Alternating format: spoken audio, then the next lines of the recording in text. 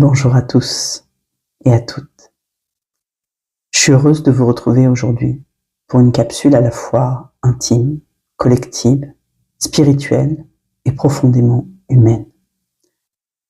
Je vais aborder un sujet profond, parfois tabou, qui touche énormément de femmes. Le sang, les mémoires du féminin, l'endométriose et tout ce que cela vient réveiller dans nos corps, nos lignées et nos âmes. Je le dis tout de suite et clairement, parce que c'est important, je ne suis pas médecin. Cette capsule, elle ne remplace pas un avis médical, un diagnostic, ni un suivi thérapeutique. Ce que je partage ici, c'est une lecture spirituelle, énergétique, symbolique, transgénérationnelle et holistique du corps et de ce qu'il exprime. Je crois à la complémentarité. La médecine moderne, quand elle est nécessaire, et les autres voies d'accompagnement du corps, du cœur et de l'âme. Je vous invite donc à écouter ce qui résonne pour vous, à laisser le reste et à garder votre discernement. Il y a quelques semaines, au travail, j'ai appris qu'il allait y avoir un atelier sur l'endométriose. Parce qu'aujourd'hui encore, beaucoup de désordres féminins ne sont pas assez pris en compte dans la vie professionnelle, alors qu'ils peuvent bouleverser le quotidien d'une femme. Cette prise de conscience arrive doucement dans notre société, et c'est une avancée précieuse. Pendant cet atelier, il y avait une infirmière, une association, et des femmes qui ont partagé leur vécu. Et surtout, nous avons fait de la gymnastique douce, des étirements, un travail de mouvement. Et là, j'ai reçu une première clé. Le corps a besoin de rester en mouvement, de ne pas se figer dans la douleur, de détendre le bassin, d'ouvrir un espace de souffle. Et puis, les nuits suivantes, vers 4 heures du matin, mon canal s'est ouvert. J'ai reçu des images, des compréhensions, des mots comme une descente en cascade. Sur le sang, l'endométriose comme révolte du corps, la purification, la réparation, la mémoire des femmes, la blessure d'impureté, le féminin sacré et l'énergie christique à travers la figure de Marie-Madeleine. Tout est relié. Et je vais essayer aujourd'hui de vous restituer ce qui est descendu avec le plus de clarté possible. Le sang, c'est rouge. Ça peut paraître banal, mais symboliquement, c'est immense. Le rouge, c'est le chakra racine.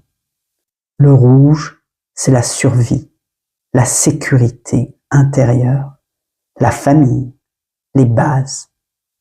Le rouge, c'est ce qui nous relie à la terre, à la matière, à l'incarnation. Quand le corps s'exprime par le sang, comme des règles douloureuses, des saignements abondants, des hémorragies, des douleurs pelviennes, comme l'endométriose, il vient souvent nous chercher dans nos fondations. C'est quoi nos fondations? Eh bien, c'est notre histoire de femme, c'est notre histoire familiale, ou encore nos mémoires transgénérationnelles, nos mémoires collectives, et parfois même nos mémoires karmiques. Quand le corps s'exprime par le sang, il nous pose alors question. Est-ce que je me sens en sécurité dans mon corps? Est-ce que j'ai le droit d'exister tel que je suis? Quelle mémoire familiale, sociale, religieuse pèse encore sur mon féminin sacré? Le sang est un livre vivant, un livre qui garde les traces de ce qui n'a pas été dit, de ce qui a été tu, de ce qui a été vécu dans l'ombre, de ce qui a été porté trop lourdement. Le sang féminin n'est pas juste une affaire biologique, c'est un langage ancestral.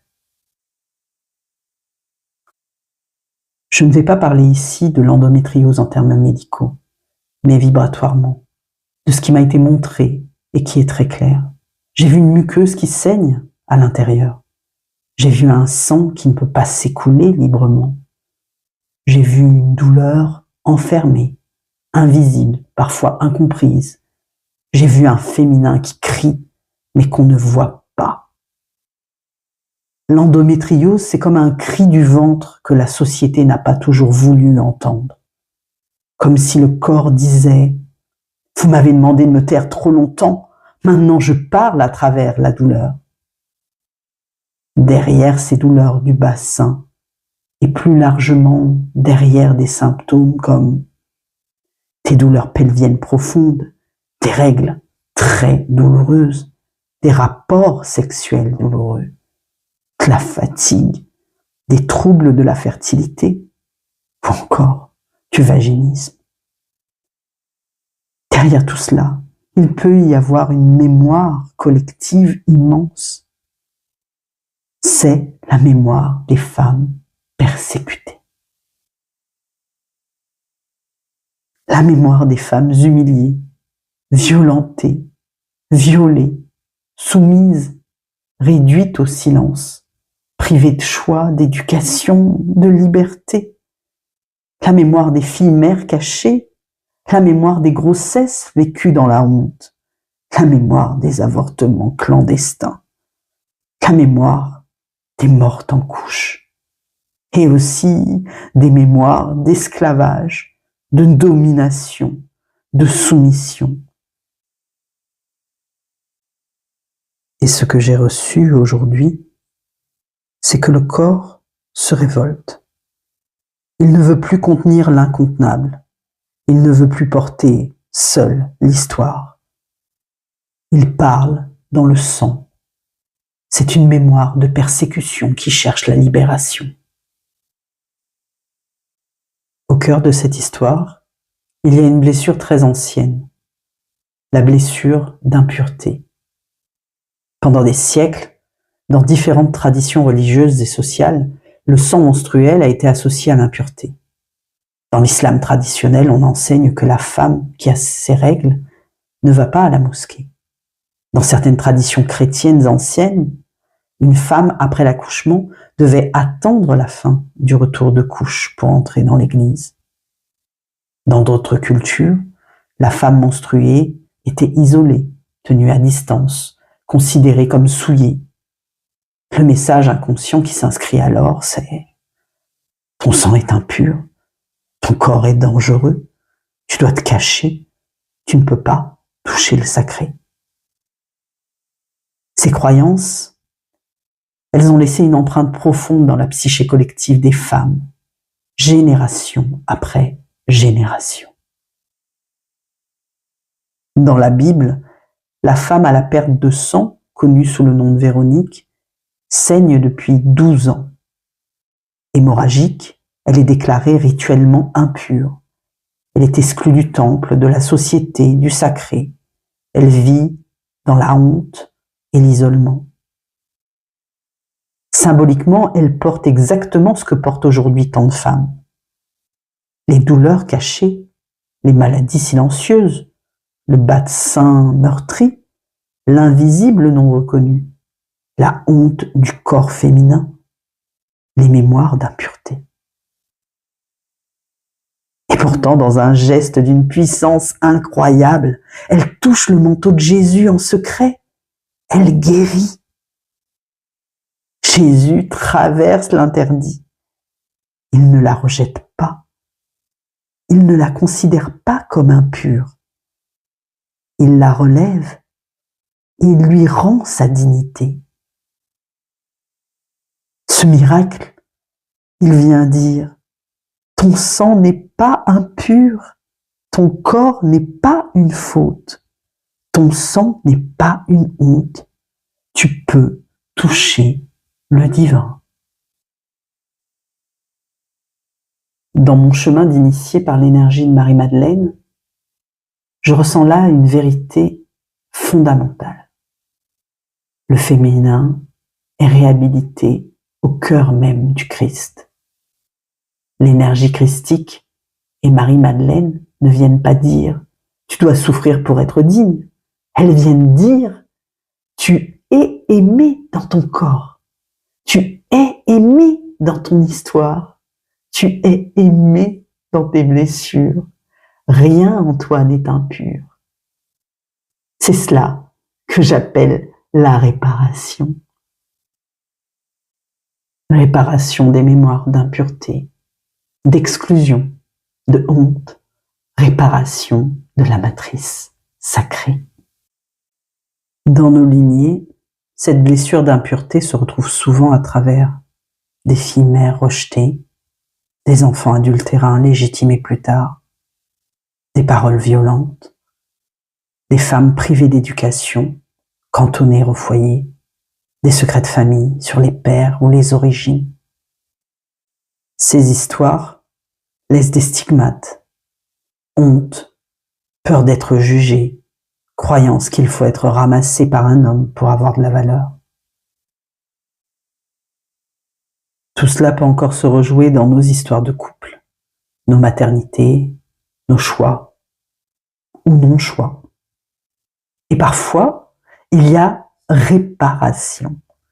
Quand un partenaire accueille l'enfant, soutient, légitime, ou quand aujourd'hui des femmes choisissent consciemment de faire un bébé seul. Ces révolutions sociétales viennent réparer une mémoire ancienne. Mettre de la conscience sur ces mémoires, c'est déjà réparer la lignée. On m'a montré que la femme, pour survivre, a longtemps suractivé son masculin. Tenir, assurer, porter le monde. Aujourd'hui, il ne s'agit pas de renier ce masculin, mais de l'apaiser, de le mettre au service du féminin, pour retrouver l'équilibre. C'est le moment pour le féminin de reprendre son pouvoir, de se sentir souveraine, de se redire « mon corps m'appartient, mon sang n'est pas impur, je suis une femme sacrée ». Je crois profondément que le corps ne nous trahit pas. Il parle, il exprime ce qui n'a pas pu l'être autrement. Quand il y a des douleurs pelviennes, endométriose, troubles du cycle, tension dans le bas-ventre, on peut, en plus du suivi médical, se demander « qu'est-ce que mon ventre essaie de me dire ? Quelle partie de moi-même n'a jamais été entendue ? Quelle mémoire féminine ou familiale remonte ? Où est-ce que je me sens coupable ou honteuse ? Quelle femme de ma lignée n'a jamais pu parler ? L'idée n'est pas de culpabiliser, l'idée est de dialoguer avec son corps. J'ai reçu une clé très forte. Ne pas s'acharner contre la douleur, mais avancer avec, coopérer avec elle. Parce que plus on lutte, plus ça se crispe, plus on refuse, plus ça s'enquiste. Avancer avec, c'est écouter le message, c'est se laisser traverser par les émotions. Avancer avec, c'est demander de l'aide. C'est se faire accompagner médicalement et thérapeutiquement. Avancer avec, c'est avancer pas à pas en se respectant. Et c'est aussi s'autoriser la vulnérabilité, se dévoiler, tomber le masque, dire « j'ai mal », se réconforter, ne plus être seul. On m'a montré une loi vibratoire, la discipline de l'inversion. Dans notre société, on vit souvent dans le tout ou rien. Mais la guérison passe par le milieu, l'équilibre. Il faut en fait soigner par les contraires. Par exemple, soigner l'anxiété par la relaxation. Soigner la contraction par la décontraction. Soigner l'inquiétude par la confiance. Soigner le contrôle par le lâcher-prise et soigner la peur par la joie. Et cela résonne très fort pour moi, notamment à travers la pratique du zazen, ce relâchement du mental, ce retour au silence. Une autre clé forte, c'est le point 0.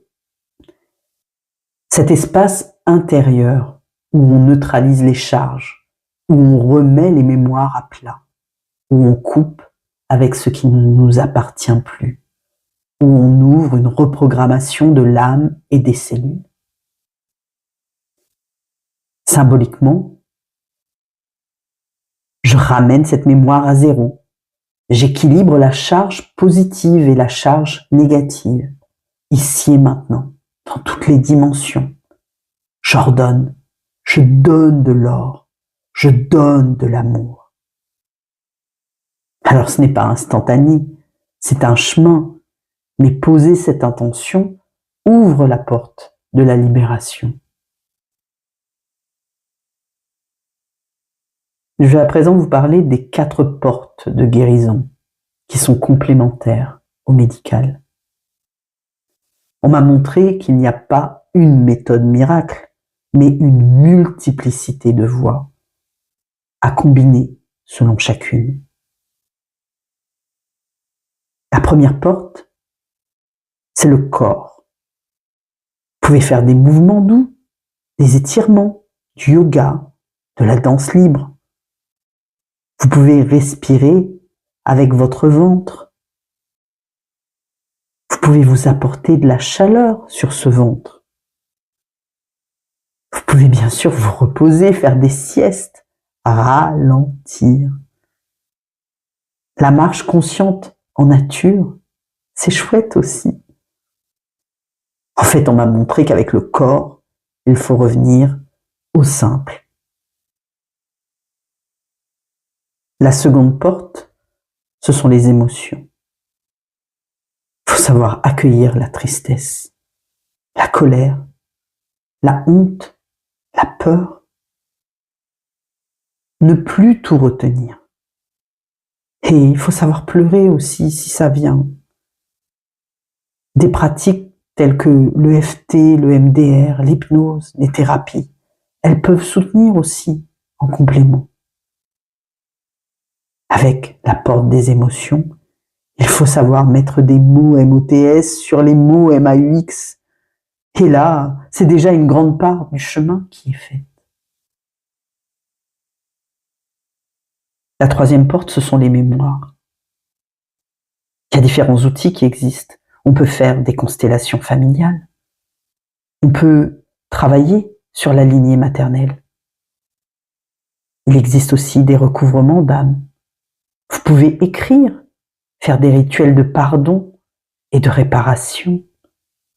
Vous pouvez décider consciemment, je ne reproduis plus ce schéma, je l'honore et je le laisse partir. La quatrième porte, c'est celle de l'énergie et de l'esprit. Par exemple, avec des techniques de sonothérapie, de bol, diapason, de mantra. On peut faire des prières aussi, des méditations, se relier à l'énergie christique, à Marie-Madeleine, au guide, à la terre-mère. Vous pouvez aussi aller faire des tentes rouges, des cercles de femmes, ou encore utiliser la technique de la colorithérapie. Et la lithothérapie est aussi une alliée symbolique. Toutes ces portes, toute cette dimension, elle réenchante le corps et le relie au sacré. La force du cercle, elle est immense. Le cercle sort de l'isolement et redonne dignité au sang. Un autre fil rouge, au fil de mes notes, a été le mot purifier. Alors là, j'ai vu eau bouillante, stérilisation, poudre purifiante, encens, fumigation, soufre. Et là, un symbole est revenu très fort, le soufre du volcan. Le soufre, c'est la laine de la terre.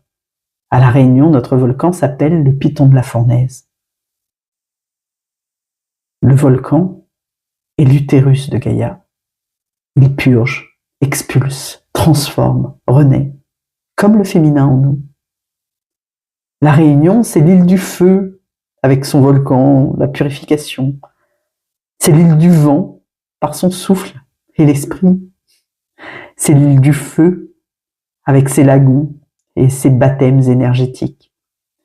C'est l'île de la terre, avec son bassin, ses racines. C'est l'île du mélange, avec l'unité du féminin et du masculin. Je suis né sur cette terre volcanique, dans une île où Marie, Kali, Kuan Yin, Sainte Thérèse, la Vierge Noire cohabitent. C'est aussi ma matrice. Je veux le dire clairement, je suis réunionnaise. Et à La Réunion, c'est réellement la réunion des peuples. On grandit avec une évidence. Les religions ne se combattent pas, elles se côtoient. On vit côte à côte, non pas dans la tolérance, mais dans la fraternité réelle. On partage. Sur un même kilomètre, vous trouvez temple tamoul, mosquée, église, pagode chinoise. Tout le monde participe aux fêtes de tout le monde. Dans nos enterrements aussi, toutes nos croyances pleurent ensemble. Je peux allumer une lanterne pour Gwandi, entrer dans une mosquée par respect, apporter des offrandes pour les cérémonies tamoules, prier Marie et honorer Ganesh ou Bouddha dans la même journée. À La Réunion, le sacré ne divise pas, il relie. Donc, quand je parle d'impureté, de voile, d'exclusion, je ne parle jamais contre une religion. Je parle d'archétypes intérieurs. Voile de honte, de peur, de silence, d'auto-censure. Le voile est revenu dans mon canal comme symbole du féminin caché, couvrant son être pour ne pas déranger ou pour se protéger. La religieuse porte le voile, la mariée aussi. C'est un archétype universel du féminin voilé. Aujourd'hui, le féminin sacré appelle. Osez vous montrer, osez être vu, osez vous dévoiler, vous révéler. La Réunion est l'un des rares lieux au monde où toutes les croyances coexistent réellement dans la paix. C'est l'incarnation vivante du « Ôtez, nous les ensemble !» Une autre clé reçue, c'est se reconnecter à la nature. Parce que la nature n'est pas un décor, c'est un espace de reliance où se réaccordent le corps, la terre, le ciel, l'esprit.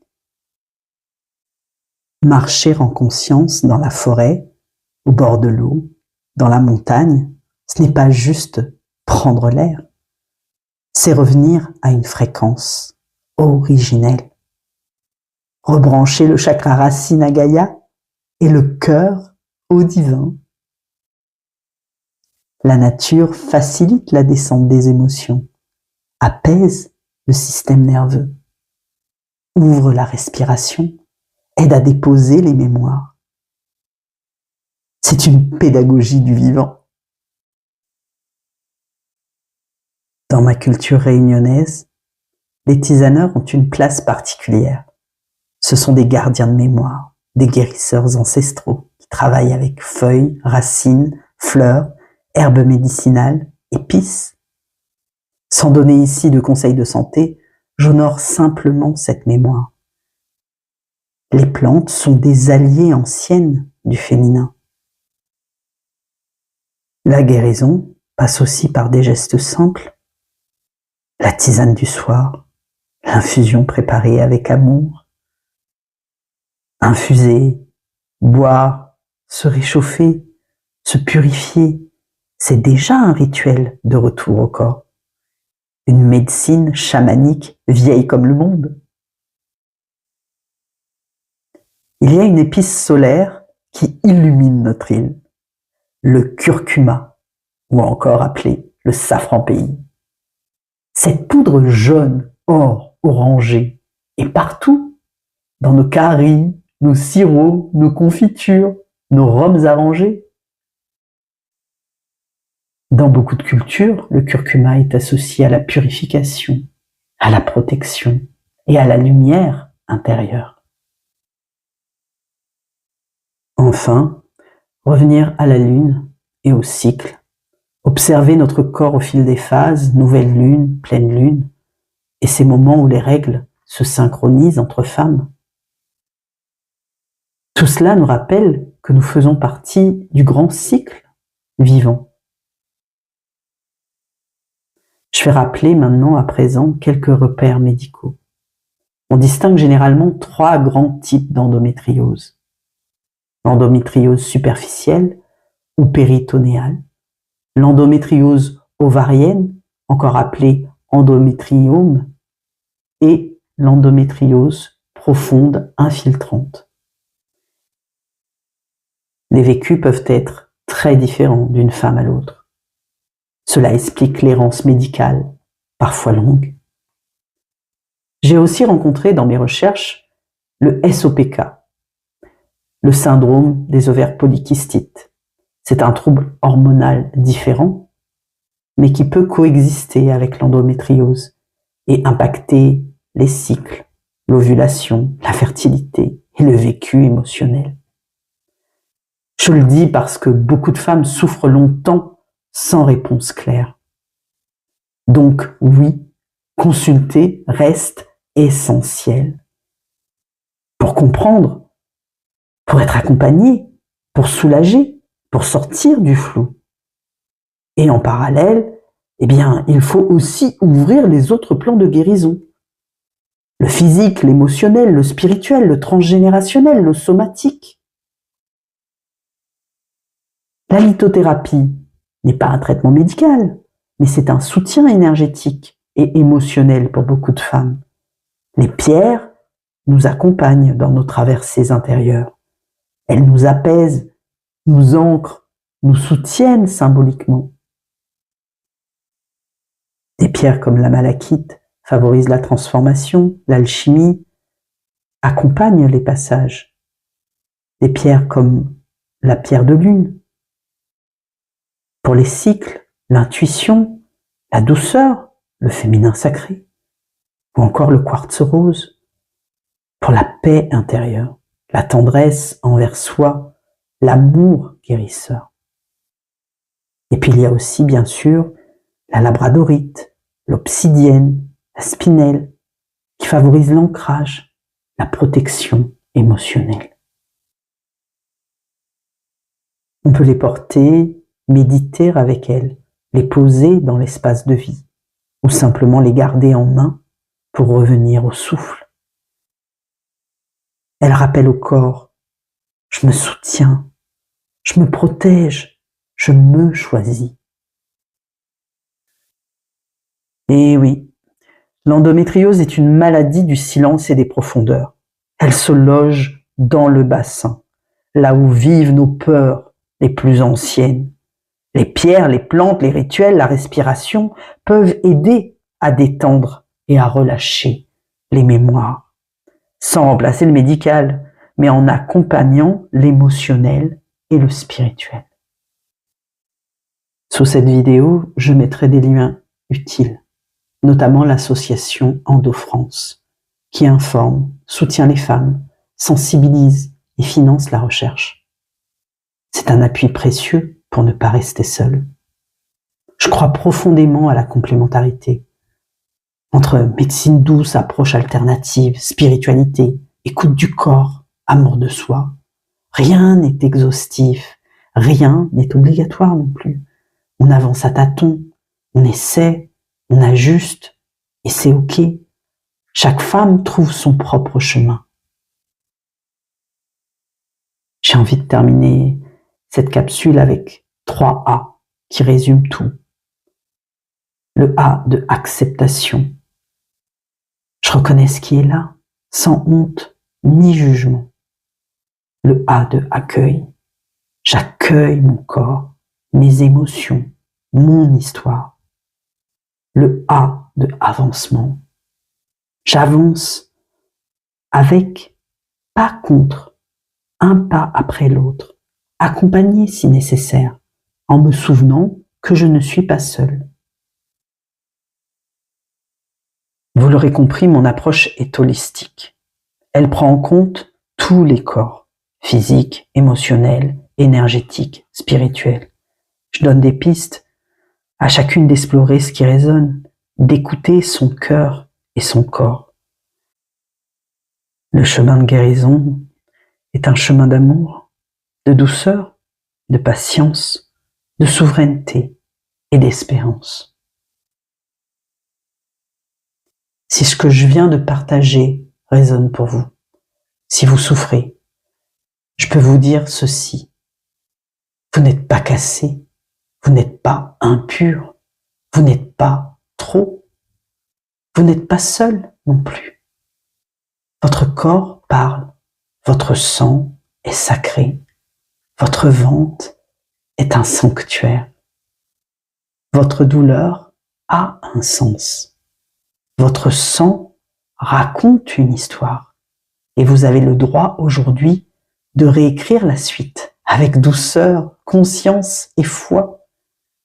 Le féminin a trop longtemps été voilé. Aujourd'hui, il se dévoile et dans ce dévoilement, il y a la fin des masques, la fin de la honte, la fin du silence et la naissance d'une femme souveraine. Je vous remercie de tout cœur pour votre écoute. Prenez ce qui vous éclaire, laissez le reste.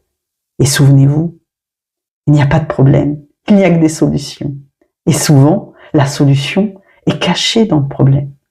Je vous embrasse et je vous dis à bientôt dans la clarté de votre cœur.